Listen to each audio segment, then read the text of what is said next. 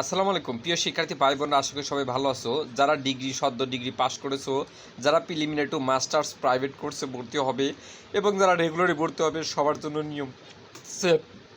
যারা অঙ্গীকারনামা পূরণ করতে পারতেছে না তাদের জন্য এটাই হচ্ছে চূড়ান্ত ভিডিও। একটা সাদা আমি অঙ্গীকারনামা নিয়েছি, যেটা ডাউনলোড লিঙ্কও দিয়ে দেবো, অবশ্যই সমস্যা নাই। এবং পাশাপাশি এটা কীভাবে পূরণ করতে হয় এবং প্রত্যেকটা স্টেপ বাই স্টেপ সুন্দর করে বুঝিয়ে দেবো, যাতে এই নিয়ে আর কোনো ঝামেলা না হয়। ওকে, প্রথমে দেখি আমি নিয়ে অঙ্গীকারনামা এরকম একটা পিডিএফ ফরম্যাট থাকে, ফরম্যাটটা ডাউনলোড করে পিন দিতে হয় কম্পিউটার দোকান থেকে। পিন দেওয়ার পরে এটা কী করতে হয়, হাতে লিখতে হয় এবং আবেদন করার সময় এটা আপলোড করতে হয় পিডিএফ ফাইল। ওকে, যাই হোক, আমি আগে এটা নিয়ে কাজ শুরু করি। যেহেতু যারা ডিগ্রি এবার পাস করেছে 19-20 সেশনে, তাদের শিক্ষাবর্ষ হবে 2022-23 শিক্ষাবর্ষ, ঠিক আছে। আর যারা নিজেদের শিক্ষাবর্ষ খুঁজে পেতে পারেন না, তারা কি করবেন, তারা কততম ব্যাচের, আপনার গুগল চ্যাট জিপিটি আছে, চ্যাট জিপিটি লিখবেন যে আমি ডিগ্রি এততম ব্যাচের, তাহলে আমার শিক্ষাবর্ষ, পাশের শিক্ষাবর্ষ কত হবে, চ্যাট জিপিটি সুন্দর করে আপনাকে দেখিয়ে দেবে। মানে আপনাকে সহজ অর্থে এটা বললাম আর কি। 2022-23 শিক্ষাবর্ষে প্রিলিমিনারি মাস্টার্স প্রাইভেট প্রোগ্রামের আওতায় কোন বিষয়ের উপরে আপনি কী করবেন, মাস্টার্স করবেন। যেমন রাষ্ট্রবিজ্ঞান যদি হয় তাহলে লিখবেন রাষ্ট্রবিজ্ঞান বিষয়ে রেজিস্ট্রেশনের লক্ষ্যে অনলাইন প্রাথমিক আবেদন করতে ইচ্ছুক। এই লক্ষ্যে বিশ্বস্ততার সঙ্গে অঙ্গীকার করছি যে জাতীয় বিশ্ববিদ্যালয় এবং অন্যান্য বিশ্ববিদ্যালয়ের অধীনে কোনো শিক্ষা কার্যক্রমে বর্তমানে আমি ভর্তি বা অধ্যয়নরত নই।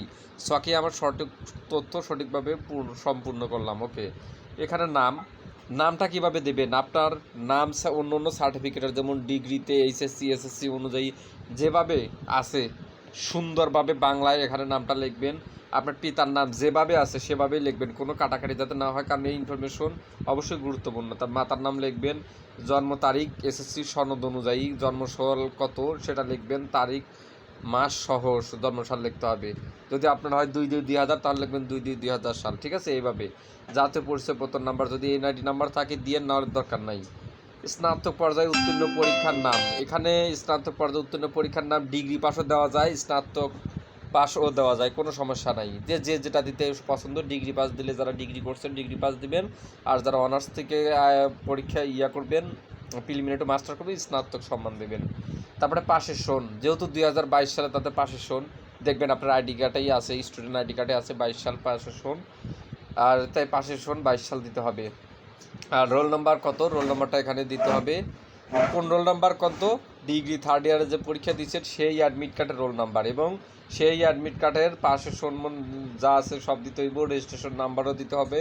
সেখান থেকেই সে বিদ্যালয় প্রতিষ্ঠানের নাম, অর্থাৎ যেখান থেকে আপনি ডিগ্রি পাস করেছেন, যে কলেজ থেকে, যে ভার্সিটির থেকে, সেটার নাম দিতে হবে। প্রাপ্ত নম্বর সিজিপি, অর্থাৎ সিজিপিএ যে রেজাল্টটা আছে, অর্থাৎ রোল নাম্বার রেজিস্ট্রেশন নাম্বার দিয়ে অনলাইনে এখন আপনি করেন, সিজিপিএ রেজাল্টটা বের করেন, বের করার পরে যে রেজাল্টটা আসবে গড় রেজাল্ট, সেই সিজিপিএ রেজাল্টটা এখানে দিতে হবে, ঠিক আছে। আর মোট নাম্বার স্কেল, যেহেতু 4 পয়েন্টের মধ্যে পরীক্ষা হয় সেক্ষেত্রে এখানে 4 লিখতে হবে। তো আর এখানে কি করতে হবে, দ্বৈত ভর্তির ক্ষেত্রে জাতীয় বিশ্ববিদ্যালয়ের বিধান অনুযায়ী উভয় ভর্তি রেজিস্ট্রেশন বাধ্যসংগত আমি মেনে নিতে বাধ্য থাকবো। আবেদনকারীর নাম স্বাক্ষর, এই লেখার উপরে আপনার নাম লিখবেন সুন্দর করে, ডান পাশে সিগনেচার দিবেন, নিচে তারিখ দিবেন, ঠিক আছে। তো চলেন একটা পূরণ করা ফর্ম দেখাই দিই। ওকে, এই যে এটা দেখেন, সুন্দরভাবে এটা পূরণ করছি। রাষ্ট্রবিজ্ঞান, নাম যে পিতার নাম, জন্ম তারিখ উনি অনার্স থেকে হয়েছে, এই জন্য স্নাতক পাস দেওয়া হয়েছে 2022 সাল। রোল নাম্বার রেজিস্ট্রেশন নাম্বার, দেখছেন ফর্মেটটা কীভাবে পূরণ করছি, এটা দেখলেই আপনি এখান থেকে কিন্তু আইডি নিতে পারবেন। তারপরে এই যে এখানে এটা শুধু নাম লেখছে, তার সাথে ডান পাশের নামের ডান পাশের সিগনেচারটা দিতে হবে, এটা দেয় নাই। তারপরে কবে আবেদন করতেছেন সেই তারিখটা দিতে হবে, ঠিক আছে। এই তারিখটা দিয়ে দিলাম। এরপরে কি করতে হবে, এটা আপনার প্লে স্টোর থেকে ক্যামি স্ক্যানার ডাউনলোড করবেন। ক্যামি স্ক্যানার ডাউনলোড করার পরে এটা ছবি তুলবেন, করার পরে এটা পিডিএফ করবেন। যদি জ্ঞানদাম মনে হয় মোবাইল দিয়ে ছবি তুলবেন, তারপরে গুগলে লিখবেন জেপিজি টু পিডিএফ, লেখা সার্চ করবেন, এখান পরে এই ছবিটাকে পিডিএফ করবেন, করার পরে এটা একটা ছবি করে রাখবেন অঙ্গীকারনামা লেখা, ঠিক আছে।